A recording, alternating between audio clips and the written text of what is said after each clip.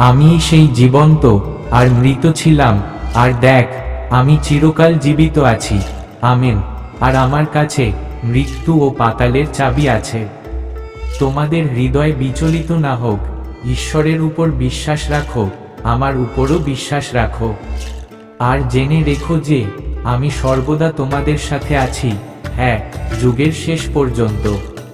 আগামীকালের জন্য চিন্তা করো না, কারণ আগামীকাল নিজের জন্য চিন্তা করবে। দিনের কষ্টই দিনের জন্য যথেষ্ট হোক। মানুষ কেবল রুটি দ্বারা বাঁচবে না, কিন্তু ঈশ্বরের মুখ থেকে নির্গত প্রতিটি বাক্য দ্বারা বাঁচবে।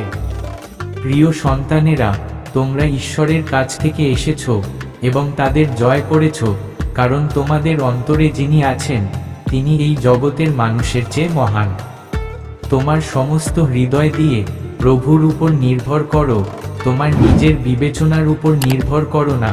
তোমার সমস্ত পথে তার কাছে বশীভূত হও, তিনি তোমার পথ সোজা করবেন।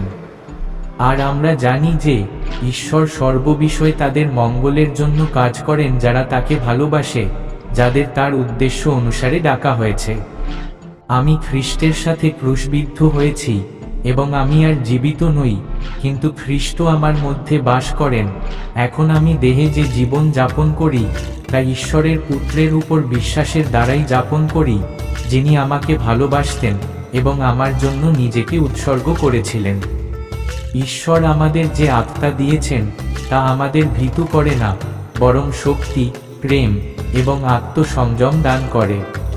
তোমরা পার্থিব বিষয়ের উপর নয়, ঊর্ধ্বস্থ বিষয়ের উপর মনোযোগ দাও, কারণ তোমরা মারা গেছো এবং তোমাদের জীবন এখন খ্রিস্টের সাথে ঈশ্বরের মধ্যে লুকানো আছে। তোমার প্রেম জীবনের চেয়ে উত্তম। আমার ঠোঁট তোমার গৌরব করবে।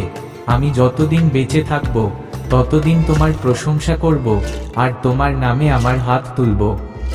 প্রভু তোমাকে সর্বদা পথ দেখাবেন। তিনি রোদে পোড়া জমিতে তোমার চাহিদা পূরণ করবেন এবং তোমার দেহকে শক্তিশালী করবেন। তুমি হবে সুজলে ভরা বাগানের মতো, এমন ঝর্ণার মতো যার জল কখনো শুকিয়ে যায় না। যে শাসনে মনোযোগ দেয় সে জীবনের পথ দেখায়, কিন্তু যে সংশোধন উপেক্ষা করে সে অন্যদের বিপথে নিয়ে যায়। যে কেউ নিজের মাংসের জন্য বীজ বুনে সে মাংস থেকে ধ্বংসের ফসল পাবে। যে কেউ আত্মার জন্য বীজ বুনে সে আত্মা থেকে অনন্ত জীবন পাবে।